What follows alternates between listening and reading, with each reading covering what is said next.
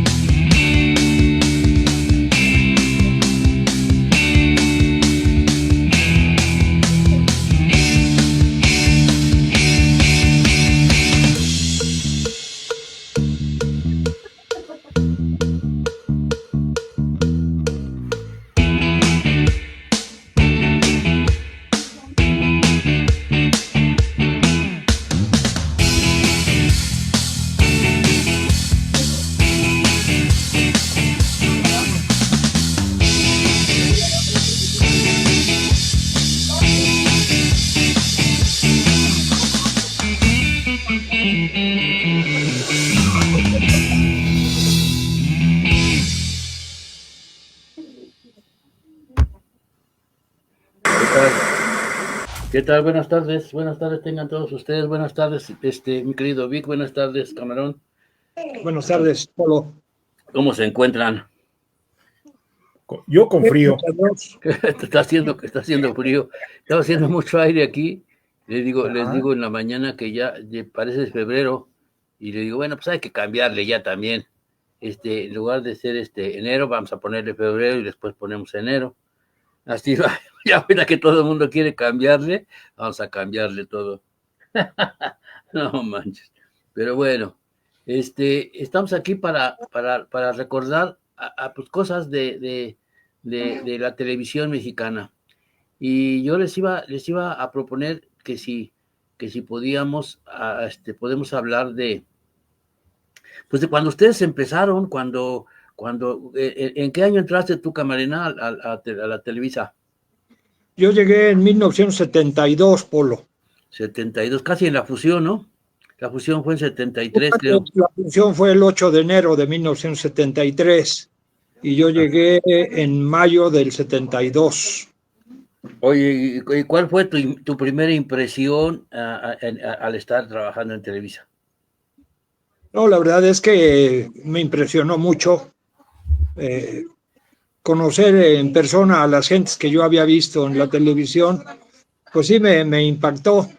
Estaba yo todavía muy chavo, no tenía ídolos como tales, pero sí reconocía al licenciado Sabludowski, por ejemplo. Se me hacía un gran personaje, muy culto, muy inteligente. Y cuando me veo en su oficina trabajando para él y escuchar sus recomendaciones y lo que él necesitaba de mi trabajo, pues la verdad es que me impactó mucho y siempre pensé que debería yo prepararme bien para estar a la altura de el tamaño de ese personaje, ¿no? Sí. Oye, Víctor, ¿y tu primera impresión dentro de los escenarios de Televisa? Bueno, como ya les había comentado en otras ocasiones, yo ya tenía contacto con Televisa, en aquellos años con Telesistema Mexicano, pues porque yo le ayudaba a mi papá en la fotografía, yo le cuidaba su mochila para que estuviera segura sus cámaras y todo ese rollo. Y lógicamente, de ahí me nació las ganas de entrar a trabajar ahí, porque veía yo precisamente el desenvolvimiento de toda la gente y me impresionaba cómo hacían los programas precisamente. Entonces, cuando ya me integro a trabajar dentro de la televisión, que fue en el 68, en 2 de septiembre del 68, pues ya fue la cosa, un punto de vista diferente, ¿no? Pues ya no fue tanta la sorpresa, sino fue más bien como que el ansia de hacer algo, de tomar la inspiración de mis maestros y poder empezar a destacar. Lógicamente, pues tenías que pasar un tiempecito para poder, ¿cómo se llama? Para poder demostrar, porque pues de buenas a primeras, como asistente y recomendado por el alto jerarca de la empresa, pues no era tan fácil abrirte paso, ¿no? Porque ya mucha gente lo sabía. Entonces, pues lógico, te veían así como que como bicho raro. Y ahí fue donde me picaron la cresta y dije, no, pues de aquí tengo que salir bien delante de todas estas personas. Y afortunadamente creo que sí alcancé a subir algunos 2 escaños o 3 dentro de la empresa en ese sentido. Pero la impresión ya cuando trabajaba fue muy aceptable, fue muy a gusto, fue muy de decir, vaya, gracias a Dios estoy logrando uno de los sueños que me forjé, no desde niño, pero sí desde que ya estaba yo más jovencito, que tenía yo aproximadamente unos 12 años. Mi contacto con muchas personas ahí dentro de Televisa, pues ir reconociendo, digamos, a gente como Pedro Enciso, que en esos años, cuando yo empecé a ir, era policía, Tomás Castro, que era otro, el papá del ingeniero Abel Muñoz, que también era otro de los policías que estaban ahí, pero que eran unas gentes excelentes y sin problemas. Cuando los pasan a ser asistentes técnicos en cualquier área, pues se recurrían se acercaban a uno, ¿no? Y lo único que a uno hacía era pues impulsarlos, enseñarles cómo se tenían que abrir paso dentro de la empresa sin tener ¿cómo le llaman? Malas vibras para con ellos. Pero fue muy agradable trabajar en esa época y en ese cambio de estatus, por decirlo así, de estar de visitante a ya estar de empleado dentro de la empresa, pues era muy enorgullecedor, simple y sencillamente enorgullecedor. Y pues qué bonito entrar. Bueno, yo también les quiero dar mi parte en cuanto No, a... nada más platica. No, platícanos. En cuanto a que cuando entré, yo venía de las Olimpiadas, nos tocó hacer las Olimpiadas allá en las pirámides de Teotihuacán, con un equipo de ¿cómo se llama? De cine, y entonces ya se acabó, ya al terminar eso se acabó, al terminar las Olimpiadas se acabó el trabajo para nosotros, y en eso llegó Raúl Gutiérrez ahí a los Churubusco, y me dijo, ¿qué estás haciendo? Le dije, pues aquí esperando que me den chamba, y me dijo, pues órale, vamos, ayúdame a cargar una grúa, la necesitaban,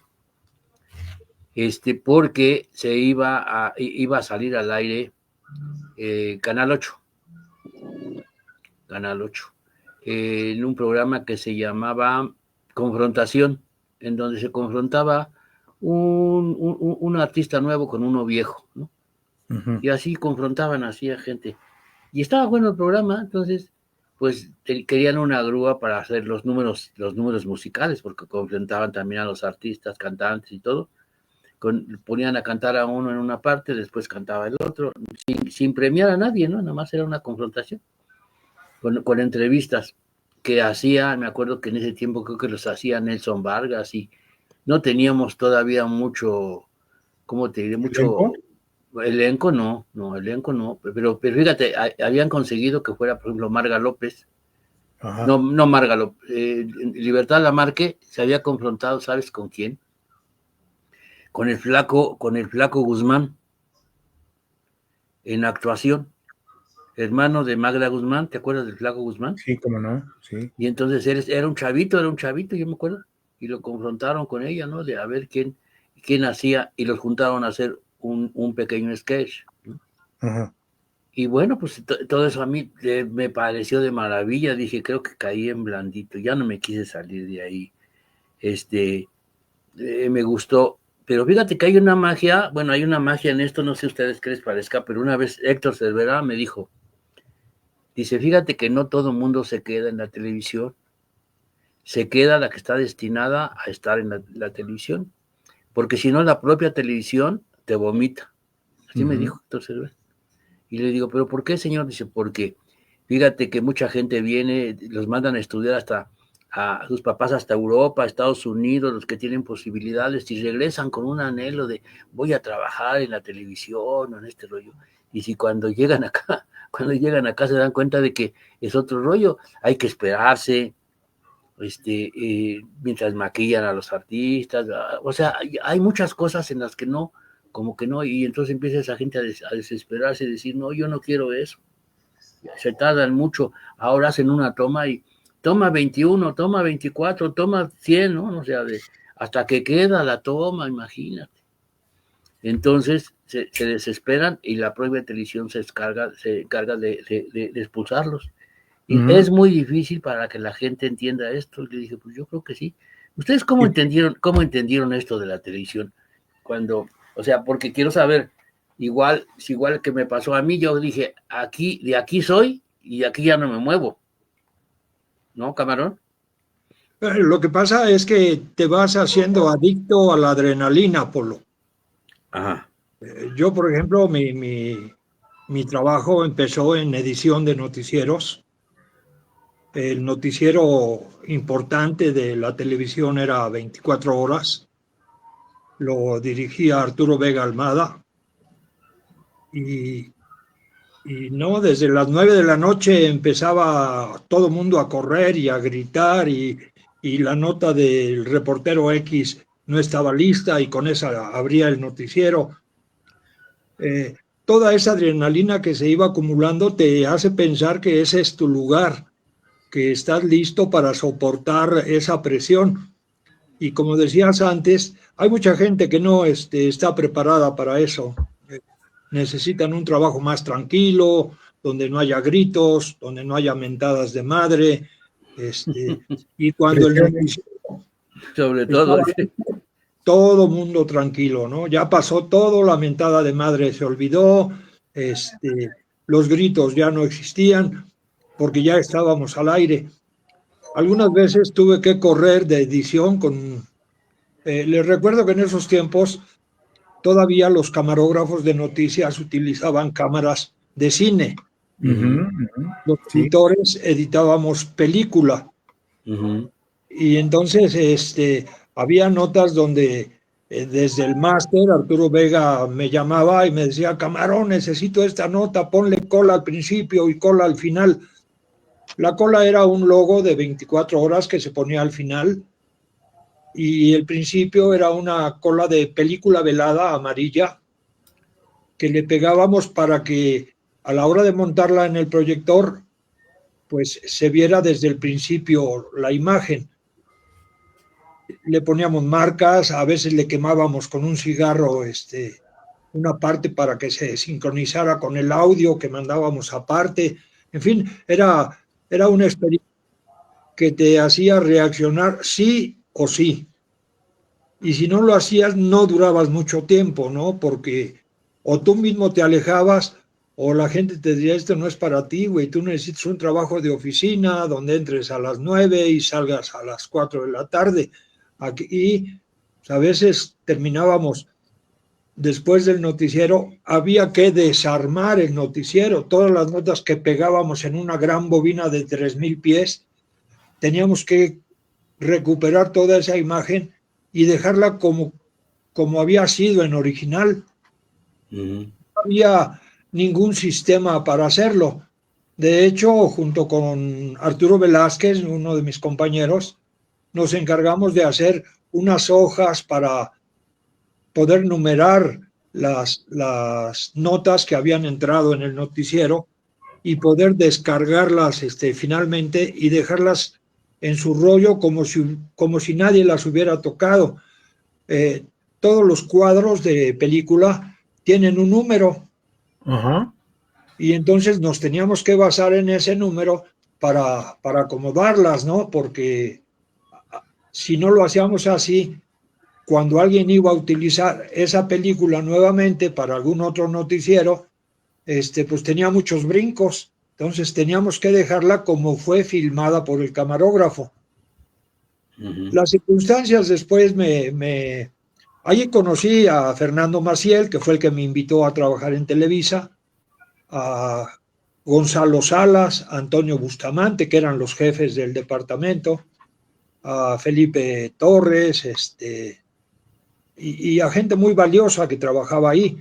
Junto en el departamento de noticieros, todos los domingos hacía su programa el señor Agustín Barrios Gómez.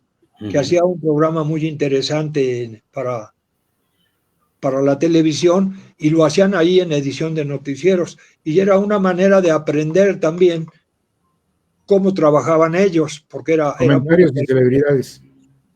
Exactamente. Y el señor Barrios Gómez pues, tenía un estilo muy, muy particular, ¿no? Decía, fijarse bien, apunten. Y pues alguno de los que trabajaban para él no traía pluma y de inmediato, ¿no? Era multado con 5 o 10 pesos por no tener la pluma lista para cuando él iba a dictar sus indicaciones. Y todo eso me llevaba a ir pensando lo diferente que era hacer noticias. Después vinieron otros programas, cuando empieza el gran boom de los noticieros en la televisión, que llega gente muy importante ahí a trabajar, como Horacio G. Velasco, y otras gentes, con nuevos reporteros, ¿no? Algunos después los vimos en TV Azteca o en Imevisión, porque en Televisa no rindieron lo que se esperaba de ellos. No doy nombres para no herir susceptibilidades, pero el trabajo era complicado, era difícil, había muchas personas que caminaban todo el día y se cruzaban, ni siquiera se saludaban, porque todo el mundo estaba en la nota, ¿no? Cada quien tenía su nota que tenía que presentar. El licenciado Zabludovsky se encargaba de todo.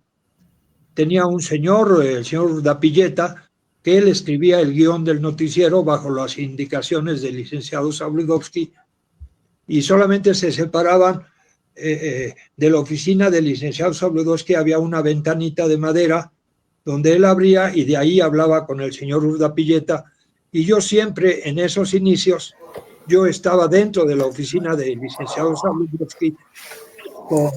Yo era su proyeccionista. Las entrevistas que hacían los reporteros las pegábamos en un carrete de 3,000 pies, y ese carrete lo llevaba yo a la oficina del licenciado para proyectarle todo lo que habían hecho los reporteros en entrevistas.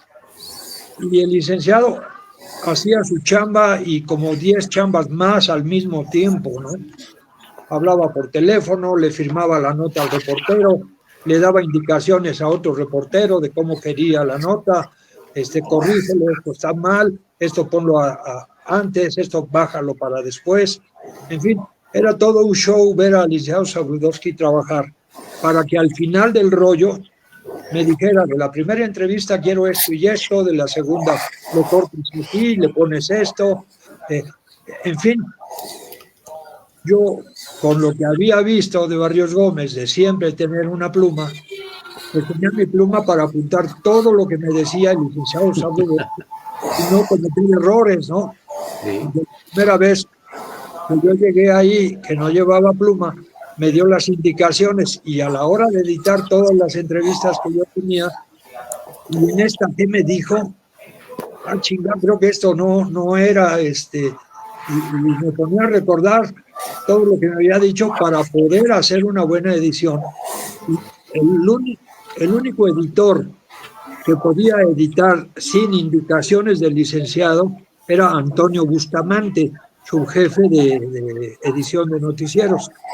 Cuando llegaba una nota tarde, es decir, ya estaba el noticiero al aire y llegaba una entrevista con algún personaje de la política o de la actuación o de cualquier tipo, ¿no? Un personaje de la cultura o algo así, justamente él podía editar esa nota, hacerle los cortes que él creyera necesarios y dejarla en el tiempo que pudiera entrar en la televisión. Es decir, era un trabajo complicado para todos, pero cuando ya empezaba el noticiero al aire, todo el mundo se relajaba, todo el mundo ya se tranquilizaba, y solamente esas notas extemporáneas que llegaban, pues era lo que nos daba un poquito de trabajo cuando ya el noticiero estaba al aire. Después de eso era, pues, todo tranquilo, vamos a acomodar las notas para el noticiero de la mañana, para que el que venga tome la cinta, que ya no debería de contar con errores, ya tenía que estar como originalmente se había filmado. Es decir, pues era muy atractivo, veía yo a muchos personajes que yo había visto en la televisión, ¿no? Guillermo Pérez Verduzco, un gran personaje, Guillermo Herrera, Olga Carlota Escandón, Silvia Lemus, en fin, todos esos reporteros que al inicio trabajaron con el licenciado Zabludovsky. Se fueron pronto y solamente se quedaron pues los que montaron en sus espaldas todo el devenir de ese futuro en noticias, ¿no? Joaquín López Dóriga, Fernando Alcalá, Rocío Villagarcía, después se integraron. O sea, se quedaron, Camarón, se quedaron los más chingones. Bueno, podríamos decirlo así, Polo, pero es que había gente que se fue que también era muy importante, pero esa parte de las noticias no era para ellos, ¿no? La competencia entre los trabajadores, esa era, Camarón. El que se queda, se queda, y el que se va, se va. O sea, si puedes con el trabajo, te quedas, y si no puedes con el trabajo, te vas. Ahorita no hay eso, porque ojalá y hubiera eso, ¿no? Sí, lo que tienes mucha razón, porque con el tiempo llegaron a algunos periodistas, reporteros o camarógrafos que venían de trabajar en Chihuahua, o en Guadalajara, o en Monterrey, y me preguntaban, oye, ¿aquí qué onda? Y yo les decía, aquí la competencia es terrible, ¿no? Aquí hay 20 que están esperando que te caigas para estar en tu lugar.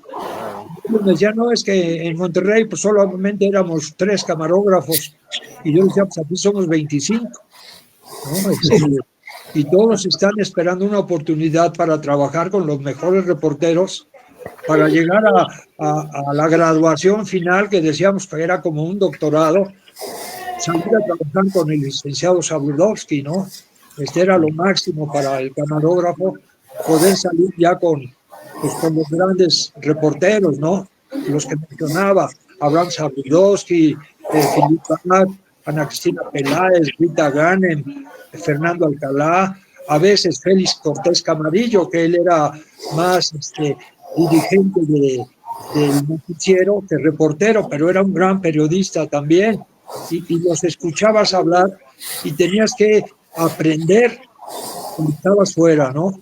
Si no te adaptabas a esas condiciones, pues tus notas eran ir a un museo a grabar, o a un desayuno, o a hacer una notita, y con estos personajes pues entendías que podías ir algún día a entrevistar al presidente de la República, o podías hacer notas ya de más relevancia para el noticiero y para el país, ¿no?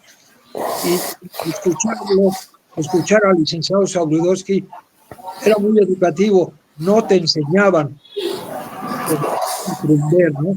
Cuando ellos decían, como ellos actuaban, tenías que aprender sí o sí, si no, como tú dijiste, la televisión o los noticieros te vomitaban, ¿no? Tú no eres para esto, no estás preparado para esto. Oye, Armando, buenas tardes, perdón. Muy buenas tardes a todos. Bueno, no habíamos saludado al güero, lo metía y tú que lo vi, güero.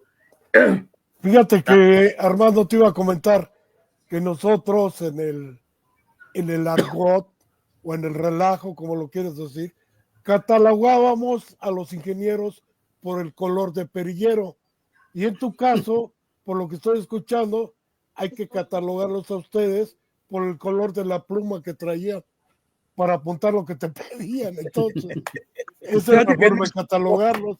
Bueno, al principio no había grabadoras, ¿no? Ajá.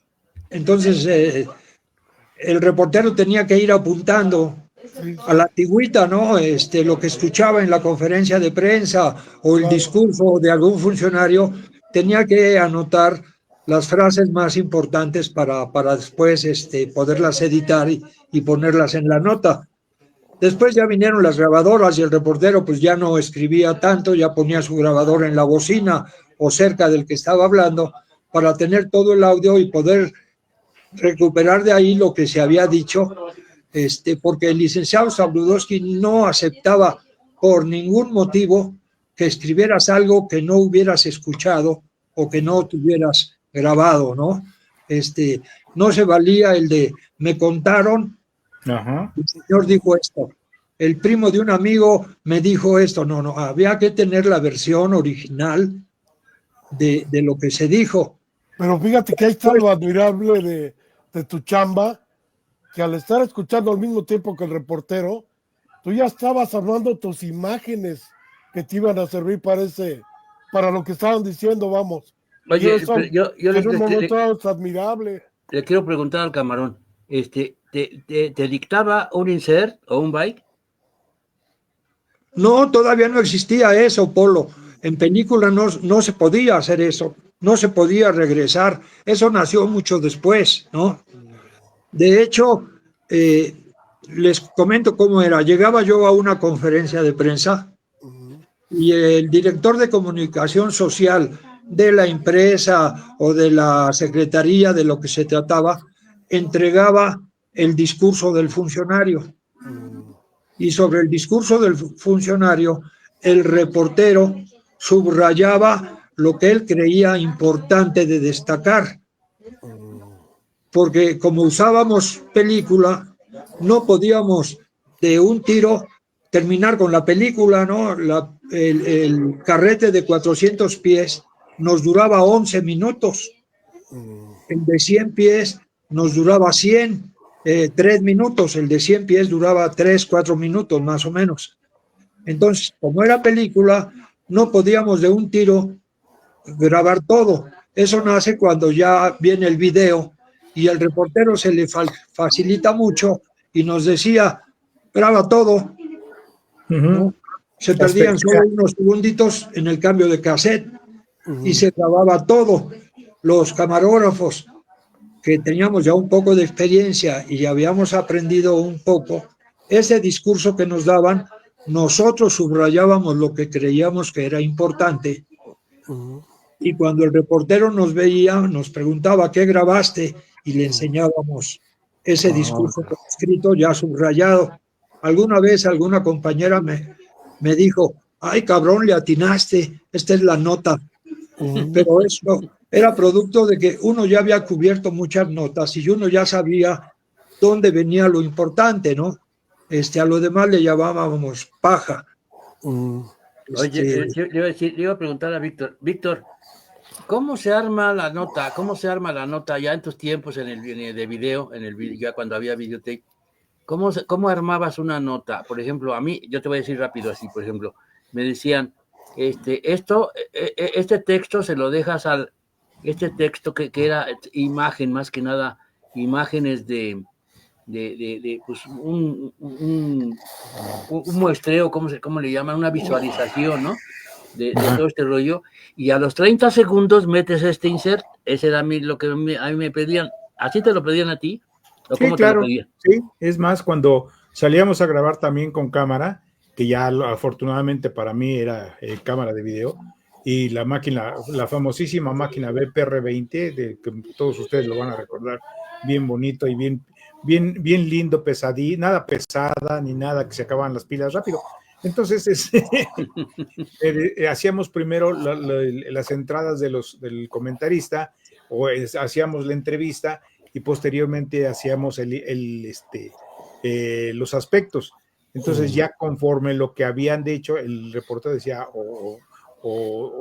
¿sabes qué? Necesitamos esto. Entonces ya se los daba, pero el secreto de todo eso, como bien lo dice Armando, es que tenías que aprender a dar, no podías hacer todas las tomas completamente iguales, sino siempre tenías que tener en mente cuál era la última toma que habías realizado ya estando en video, cuál era la última toma que habías realizado para que la siguiente toma fuera completamente diferente y le facilitaras al editor su chamba, ¿no? O que pudiera intercalar una imagen con otra. Entonces, o eran tomas fijas, o era ligero paneo, o ligero, ya teníamos la ventaja del zoom, un poco en zoom in, un poco más atrás, y teniendo en consideración el lenguaje de la televisión, ¿no? Tenías que darle un close-up o el medium shot, o en fin, hasta llegar al beauty shot para que tuvieras toda la toma completa de la nota. Y ya cuando estábamos en producción, pues era lo mismo que tú acabas de mencionar. hay que hacer primero la cama para poder llegar a la toma, al insert importante, como bien lo dice Armando. Fíjate Oigan, que pues, aquí en provincia nos las dejaban muy barata. Era, por ejemplo, íbamos a grabar una dependencia o alguien que fuera a dar una conferencia, el mismo presidente municipal, había que situar presidencia, algo del diálogo, si te iba a dar una entrevista ya personal fuera de la conferencia o declarar sobre la misma, ya lo grabamos. Aquí la ventaja, bueno, le llamo yo ventaja, pero era como quiera, era un poco más sencillo. El mismo reportero se encargaba él físicamente con la máquina de editar. Inclusive pues le ponía su voz, ¿verdad? Para narrar la nota. Entonces, de alguna manera, pues a ti como cámara te lo facilitaba un poco más. ¿Por qué? Porque como dice Armando, ya tenías experiencias de ir a grabar, por ejemplo, con el gobernador de aquí de Texas, todos los chavalones o las muchachonas de Fox, ya sabían los aspectos, inclusive tenían imágenes de archivo planteando dónde estábamos, ¿verdad? No una conferencia, pero sí, por ejemplo, se refería, es que la Cámara de Comercio, por un Cámara de Comercio X, ahí le iban armando, y ventaja para nosotros es que era eso, el mismo reportero te estaba editando la nota, así que a un lado, oye, grábame unos patitos X, para protección del mismo, ¿no? Y Sí, pero si me permites, mira, claro, aquí no podíamos hacer eso, que el reportero editara, sí, sí, porque saliendo de la nota de las 9 de la mañana, sí va que nota, empezó en Gobernación y terminaba a las 11 de la mañana, ya teníamos otra nota en Ciudad Universitaria, ¿no? sí, sí, cierto, Y terminando la nota de Ciudad Universitaria, te tocaba otra que estaba en el Toreo. sí, sí, cierto, Entonces, lo que se hacía era, el reportero escribía la nota como tal y sí, sí, después escribía un guión técnico para el editor. Y ok, entonces el editor veía dónde entraba determinado insert y cuánto tiempo tenía que durar. Lo que nosotros fuimos aprendiendo en el camino fue a ilustrar, a decir con imágenes lo mismo que el reportero iba a decir en un texto. Era claro, muy, muy difícil, porque si nos basamos solamente a cuando escribes casa, poner una casa, y cuando hablas de un perro, poner un perro, pues realmente suena muy sencillo, ¿no? claro, Pero era bastante complicado, porque después cuando ya vas creciendo y vienen algunas restricciones, por ejemplo, para nosotros, para grabar una nota de niños, no podíamos ver la cara de los niños. no, no, no, Estaba prohibido presentar sí, sí, niños en la televisión sin eh, Consentimiento. el consentimiento, consentimiento expreso de los papás por escrito. Y si ibas a un parque, por ejemplo, me tocó hacer un reportaje sobre obesidad infantil y dices, ¿cómo chingados le hago para que no le vea la cara y vea puras pancitas, ¿no? ah, Entonces te las vas agenciando, vas pensando maneras de hacer las cosas.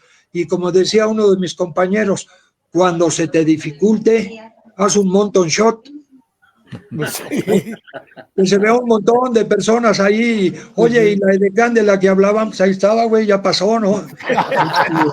¿qué No, no la no, vistes? Como los árbitros marcan un foul adentro del área porque ven el mountain shot, no marcan para todo, no todos son penaltis, ¿no? así Ya es.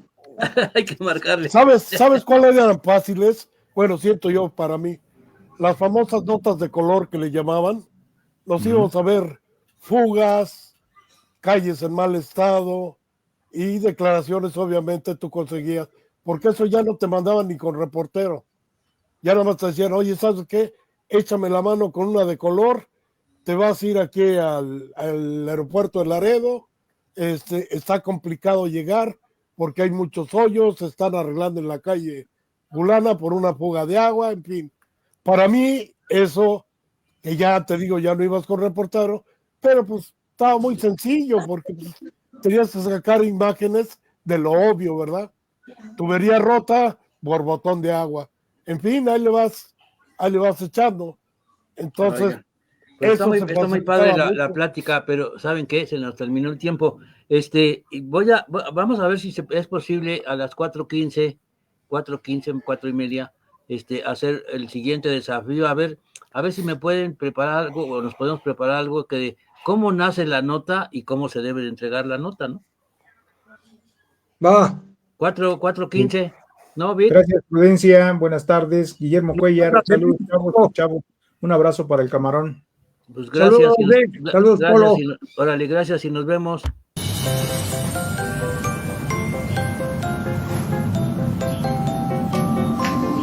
Sí, diga. Oiga, que no tenemos que trabajar. El canal de las estrellas está esperando. De veras, perdón. Una disculpa a todos ustedes. Pero no dejen de vernos en Dinosaurios en la tele, .50 años, en Facebook y YouTube. Y sobre todo hoy que es sabadito de relax. Así es. Los espero.